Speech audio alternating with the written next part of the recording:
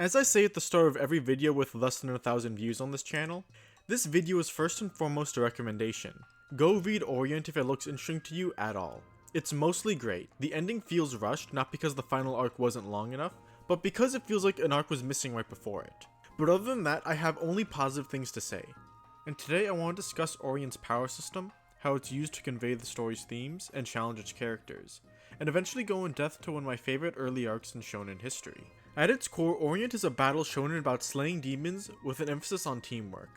But on top of that, it's also about social dynamics. And I adore how the characters and the rules of the magic system reflect that fact. The Orient power system is very video gamey, not in the sense where characters have stat screens and 20 passive abilities active at all times, like it's an RPG isekai, but because firstly it's gamey in the obvious sense of looting demons for resources and EXP, and then having to manage those resources, but also because it's heavily based on the formation and strategy of a large force. The most fundamental conflicts against demons will see a group of Bushi link up, share their energy, and release it in some strategic burst against a single powerful demon. Demons sometimes attack in groups, but they rarely if ever outnumber the humans. And a point is made to highlight how disorganized they are, because Orient seeks to highlight one of the greatest virtues humans possess: cooperation. Individually, we're weak compared to other animals, but we're smart enough to know that the best way to circumvent that is to team up and split the work. As long as there's enough of us, we become a force of nature in our own right. However, as beautiful as that theme is, it could be summed up in a short story or even a single image. What makes Orient so interesting is that, to contrast this, the characters and their interactions display all the ways humans struggle to cooperate in healthy, productive ways. The first way Orient does this is through the social pressures and dynamics that are forced onto its main duo. A lot of the levity is found in funny miscommunications between awkward teens. Characters feel deterred or discouraged by mundanely awkward situations, but for a more weighty example, Chapter 1 is the best place to start. Our protagonist Musashi is so desperate to fit into his community that he hides his own dreams of being a Bushi and his friendship with Kojiro from his other friends. See, he was born in a mining town where demons are worshipped as benevolent gods, so Bushi and people who used to hunt demons are subject to public scorn, including Kojiro and his late father. And Musashi is afraid of going against the norm. He suppresses his own wants to the point he struggles to say them out loud, which widens the rift between him and Kojiro. Miners are the most respected trade in town, so he decides to become a miner. And at some point he even throws a rock at the Bushi he looks up to most, just so his foster family would praise him and understand that he wants to fit in with them. He was desperate to conform to the in-group out of fear of being thrown into the out-group. In his early life, Musashi is desperate for acceptance, and this is a flaw that he struggles with, even long after he stops trying to convince everyone he wants to be a miner. After reconciling, he and Kojiro begin to remember what a Bushi is through Kojiro's late father. Kojiro remembers what it means to hold a sword, and how swords are linked with pride is a big theme in the story. It's a can of worms all its own, but we'll talk about why it's important to the power system in a bit. Musashi is very quickly forced to see how pitiful the limits of 1 or 2 humans are. He tries to rush in and kill the big boss demon all by himself and utterly fails, while Takeda, the first real Bushi he meets, lectures him on the story's main themes. It takes dozens of my best men just to pin down a single one of that demon's arms, and you think you can kill it all by yourself? When we see the demon metal swords in action, they basically play out like a spirit bomb. The end goal of every formation is to link everyone's power together to achieve some great effect, usually a large attack because you need to pass a certain threshold to inflict a fatal wound on a demon's horn. Any attack too weak to kill will be in vain, because the demon will either regenerate its body or take no damage to the horn. A single unit trying for chip damage is useless, but the nature of the formation along with what member is the last in the chain to receive it greatly affects how all the power can be used. Because humans have to operate with spirit bomb rules, the power of a group is determined by the number of followers it has, and that also means it's a direct correlation to their political and social capital. And it's in that way that Orient feels like a more realistic reflection of combat among super-powered fantasy settings. Numbers matter very little the more powerful individual characters can become. In other series, an army of 50,000 may fall in an instant to one man's power. As cool and as awesome as these moments are, they can make any talk of large-scale number warfare feel like a waste of time. Orient is a less common example of a fantasy action setting where the cannon fodder are both at the very core of a group's strength, and the strength of individual characters. This is where swords representing pride becomes interesting. In order to properly cooperate with a large group of people in any context, you need to keep your own pride and ego in check. Ego is essential for an individual, and taking pride in your group and your band or your country can be a source of strength. But ego is also a risk to the group. It can make us overvalue ourselves and blind us to the value of others. A flaw Musashi's first squad leader will have in spades. but affects Musashi as well, just in a different way. From this point onward, we're going to focus heavily on the Orochi arc. Not only because it's my favorite, but also because it's the first major arc, so I won't spoil anyone on the later parts of the story if they decide to watch in spite of the spoiler warning. Musashi's first squad captain is technically Kojiro when they were a band of 2 to 3, but both of them were still ignorant of the details of how Bushi fight. They were just a couple dumb kids. And they'd be separated when joining a larger alliance in order to participate in a huge raid. So all alone in a squad which is already divided into separate cliques, Musashi is left to deal with his new captain Akihiro, who wins the right to be captain by mercilessly beating the crap out of him. Afraid of not finding a spot amongst the cliques, Musashi tries kissing up to Akihiro, but because Akihiro shuts down Musashi's first attempt to swallow his pride, Musashi then stops trying completely. Musashi's wounded pride and resentful attitude for his captain keeps him from integrating into his squad. He has reasonable objections, but at the end of the day, he's not going to be of any help to anyone running around in circles by himself. Unable to link his energy with anyone else, he's just dead weight in front of the next demon they fight. Despite learning how to wield a demon metal sword himself, he was no more useful than when he first met Takeda. Cooperation sometimes means doing things you won't like. Before Musashi can create sick constellations with a team of his own, he accepts a minor role. He doesn't even participate in a real chain in the Orochi arc. He takes a small step which begins with learning everyone's name. That's actually one subtle detail. When the squad is formed, nobody introduced themselves, because of the animosity between the cliques. Not even Akihiro, who won the right to be leader. They only called him by his family name. And to assist them, Musashi merely helps the others form up, by removing their obstacles and blocking attacks aimed at the other members. Despite being so intent on forming a link, he takes an even smaller but equally as important step.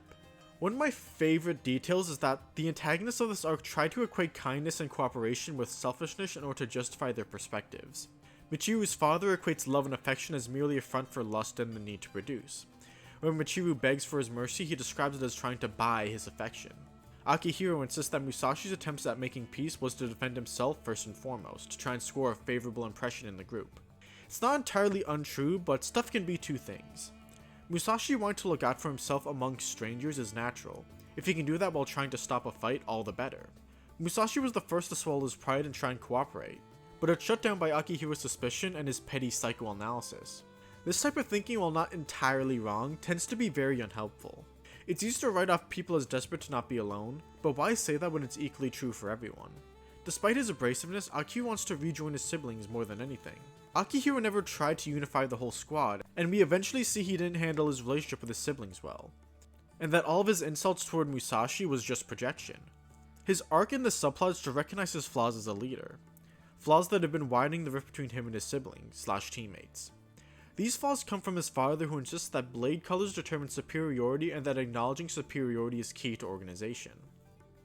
All of Akihiro's siblings have the most common blade type. Blue Bushi are generalists who are best used to feed chains, and the attack specialist Red Bushi are naturally placed at the end of the chain to land killing blows on demons. Besides the exceptionally rare White Blades who are only born once every few hundred years, Red Blades are widely believed to be the strongest. Since the Red Bush are best suited to landing killing blows, formation should revolve around them, and they naturally must be superior. With this mindset, Akihiro's father has distanced him from his siblings to affirm his status as his heir and their superior. While his motivations were to protect his siblings and use force to find them success, the distance he created to do so defeated the point and made it that much harder. Terrible parents are a running theme in this arc, so Akihiro's father is paralleled with Michiru's father, in one of my favorite scenes. When the Usagi band squares off against Michiru's siblings feed on one another and the last sibling left absorbs all the power, while the Usagi band forms up and gives all of its power to its general. Michiru's father draws parallels between the two groups, insisting that the weak exist to feed the strong and that these hierarchies are irrefutable and naturally occur everywhere. But General Usagi is a yellow blade. His abilities allow him to redistribute the power amongst his followers, empowering the entire group with stat buffs to the point that they can defeat the demon themselves. Like a healthy society, the group feeds the head and the benefits ripple back out, or a well-oiled machine where every cog turns the others. Ideally, this is how taxes would work. This notion of red blades being superior is challenged by the two most aspirational Bushi in this arc being a yellow blade and a blue blade respectively. General Usagi is a yellow blade whose right-hand man is a staunchly loyal red blade, whose pride comes from the faith and trust his boss put in him. It's in them that we see a more positive iteration of what could have been Akihiro and his siblings. Every blade type is weaker individually, so basing leadership off of it is arbitrary. The next general is Takeda, the Blue Blade, who challenges the presumption that red and white blades are the strongest. When it comes to landing killing blows on demons, that's probably true, but in a duel between swordsmen, the Blue Blade's superior control gives them surprisingly high skill ceiling, showcased by Takeda's ability to turn blade energy into elemental attacks. An ability that can't harm demons as they have elemental resistances, but can be useful in a bunch of other ways, like for example taking out an enemy swordsman. Despite blue being the most common color, it can still defeat a white blade like Shiro in single combat. This also creates a fun contrast between Takeda and Michiru's father, because both are imitating demons because they're attracted to their power. Michiru's father is trying to imitate their lifestyle and become one himself, and Takeda is imitating their techniques. Obviously, one of these is far more dangerous territory than the other. Michiru's father rejects his humanity and their true nature of accepting individual weakness and cooperation. He has a hard time accepting a supporting role amongst his siblings and desperately wants to be a frontlines powerhouse. Where Takeda is like a martial artist using animals to inspire his techniques. By acknowledging the weaknesses of Blue Blades and accepting what he's not, he could focus on developing his own strengths. And speaking of Michiru's father and Shiro, let's talk about the villain group now. The most dangerous members of the Obsidian siblings, at least within the Orochi arc, are ones with the ability and intelligence to disrupt the teamwork and strategy of the band. A single powerful opponent is the default for Bushi after all, but if your level 100 20 HP bar boss also has a sneaky ally that can infiltrate your back row, kidnap your general, and cast debuffs on half your squad, you're screwed. Shiro already proved that with his white soul and sword skill, he alone was a bigger threat than most demons. But his ability to teleport and sneak attack key members or transport demons behind barriers is a larger threat than his overwhelming power. Without his ability to teleport, he wouldn't be much more threatening than another high-level demon. Arguably the most competent villain in the Orochi arc is Seiroku, who uses his yellow blade for the opposite purpose of Usagi, to cast various debuffs including the ability to infect half of Usagi's troops and taking away their ability to link up. But he's also the only sibling who tries to coordinate the others, and that's where he's most dangerous, his tactful mind. As we see in future arcs, most of the Black Dogs follow a similar strategy. There's a sniper who can break formations, a puppeteer who can control other humans, and their leader has the most dangerous ability, the ability to communicate and coordinate demons like they're a military unit. Splitting the villains into powerful hordes of animalistic enemy units and a squad of saboteurs creates a very fun dynamic to center the conflicts around. The only sibling left to talk about in the Orochi arc is Michiru's father, someone who's fascinated by demons and desperately wants to become one himself. Demons create spawn in order to act as an extra mouth. Anything they eat is sent to the parent body, and every demon exists in this chain leading up to the Black Demon God, who I kinda take to metaphorically represent large problems that slowly but steadily get worse, like global warming. A giant blob is slowly engulfing the continent, but it can't be stopped as long as the 5 great bands are scattered and competing with one another for the resources they get from killing demons. Guys, Orient is really cool, and I could talk about it all day, but I'm getting off topic. Basically, demons view their spawn as merely extensions of themselves, so Michiru's father does the same. They are expendable experiments, and in that environment, Michiru was desperate for acknowledgement, much like Musashi was in his early life. Due to being too close to a human, she was deemed a failure, not even given a name until her father saw a use for her as a spy, and she finds herself in Musashi's squad under Akihiro. When his crude leadership causes friction, Michiru doesn't resist, and tells Musashi that living in service of others is a noble thing, as a moth flies into a flame behind her. And I love these pages because that moth represents at least 3 things. Bushi, who blindly but nobly give their lives in battle, Michiru's inability to disobey her father even at the cost of herself, and a warning to the reader that Musashi might get hurt if he gets too close to this girl that he's developing feelings for. And this is next shown when their powers abrasively react when they try and link up. But all 3 are subverted as the arc goes on. The first phase of the Alliance's plan to beat Orochi is to divert some of the weaker demons surrounding it, and most assume that this will be done by sacrificing a few pawns so that the rest of the fleet can sneak by. While casualties are inevitable in war, sacrifice can just as often be a result of weakness or lack of imagination for a commander. Why sacrifice a whole platoon when you could achieve the objective and save those troops to later throw at the larger demon? In addition, soldiers with experience are more valuable than ones without. So to keep a steady supply of experienced soldiers, long term you can't write off new recruits as sacrificial pawns. He uses that distraction as an opportunity for the new recruits to gain experience under the protection of his right hand man, so that they won't be unprepared for the real threat and get in everyone else's way. Michiru's inability to disobey her father climaxes when she becomes the fake obsidian goddess. She literally becomes a tool for her father. Michiru becoming a sword is symbolic of the symbiotic relationship her father forced her into. If swords represent pride, then he doesn't take pride in his daughter, he's taking pride in what he sees as his invention, an extension of himself, his tool, his achievement. And Michiru is left without any pride of her own, her ego silent in the hands of her father. A fate she can only be saved from after Musashi convinces her to resist. And lastly, the two kids growing closer to one another didn't result in them hurting one another. Both of them already had a hole waiting to be filled by other people. Their new relationship was an avenue for healing. Although I suppose that last one was technically true considering that Michiru would unfortunately die after the end of the arc. It's an incredibly important difference that Musashi inherits Michiru's sword at the end of the arc, and not that Michiru became one with her sword at her death. If she became one with the sword or became a sword herself and Musashi carried that into battle, it'd be too similar to what her father did to her. Swords represent pride, and Ibushi taking up a dead comrade's sword is inherited will. Michiru had pride in an ego and a personality and a life all her own, and Musashi carrying her sword is his attempts to remember them. In simpler terms, being a sword is cringe, but having a sword is cool. There is a lot of great things about Orient that I didn't touch yet. I barely mentioned the Obsidian Goddess and Kojiro, arguably the two most important characters behind Musashi.